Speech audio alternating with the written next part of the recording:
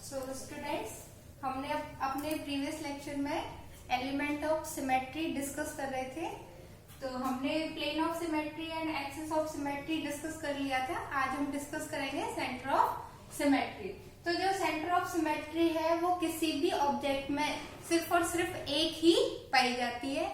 और centre of symmetry होती क्या है? सेंटर ऑफ सिमेट्री वो पॉइंट होता है, वो सेंटर होता है जहां से आप किसी ऑब्जेक्ट में कहीं भी जाओ, किसी भी अपोजिट डायरेक्शन में जाओ तो आपको सेम एनवायरनमेंट मिलना चाहिए।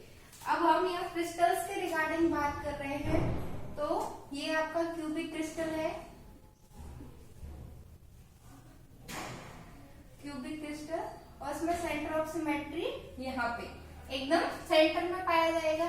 यहाँ से हम ऊपर की साइड चले तो हमको फेस मिलता है और अपोजिट डायरेक्शन में भी हमको फेस मिलेगा। अगर हम कॉर्नर की साइड में चलते हैं तो हमको कॉर्नर मिलता है और यहाँ पे भी हमको कॉर्नर मिलेगा। जहाँ पे जाए तो फेस, कॉर्नर या एटम, तो चारों दिशाओं में जाने पे, अपोजिट डायरेक्शंस में जाने पे आपको दोनों तरफ सेम एनवायरनमेंट मिलता है। तो इस जो क्यूब का सेंटर होगा, आपका सेंटर इसके अंदर होगा, ठीक है, बॉडी सेंटर जिसको कहा जाता है, वो उस पॉइंट को यहाँ पे सेंटर ऑफ सिमेट्री कहते हैं। इसमें एक सेंटर ऑफ सिमेट्री प्रेजेंट पाया जाता है और किसी भी ऑब्जेक्ट में ज्यादा से ज्यादा एक ही सेंटर ऑफ सिमेट्री प्रेजेंट पाया जा सकता है। ये एक से ज्यादा नहीं हो सकते।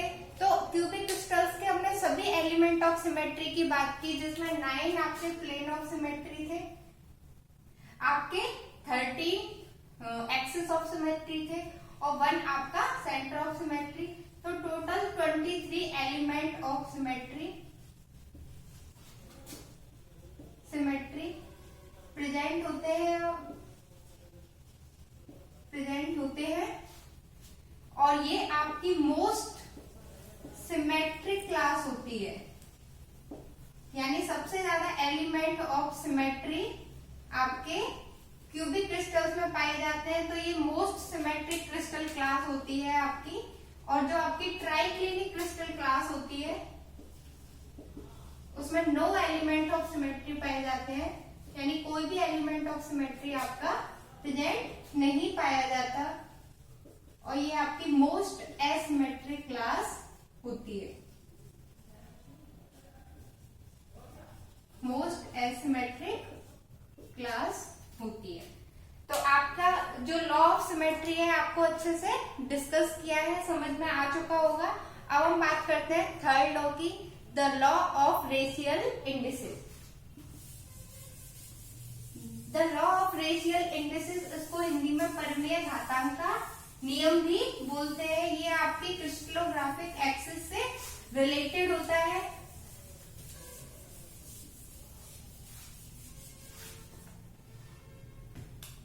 The law of rational indices, परिमेय घातांक का नियम।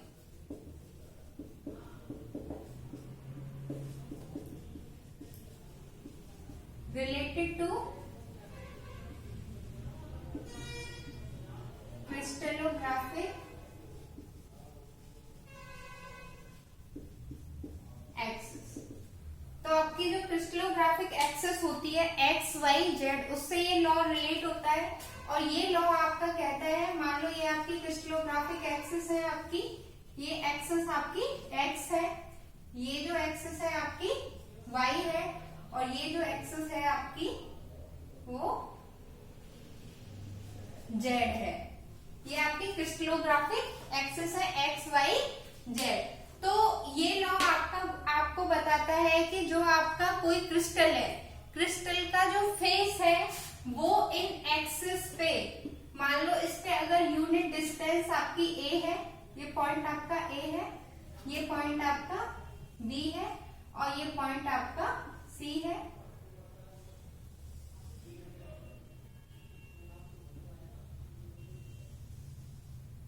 और ये आपका ओरिजिन ओ है।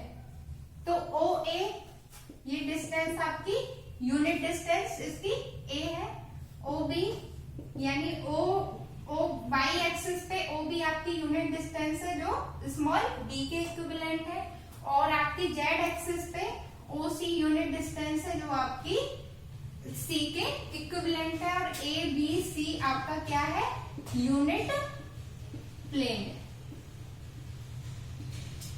तो कोई भी आपके क्रिस्टल की का कोई भी जो फेस होता है ये क्रिस्टलोग्राफिक एक्सिस पे यूनिट प्लेन पे या तो इंटीजर पाया जाएगा या फ्रैक्शनल पाया जाता है। तो जो भी आपका प्लेन इमेजिन कर रहे हो, ये आपका प्लेन है क्रिस्टल का,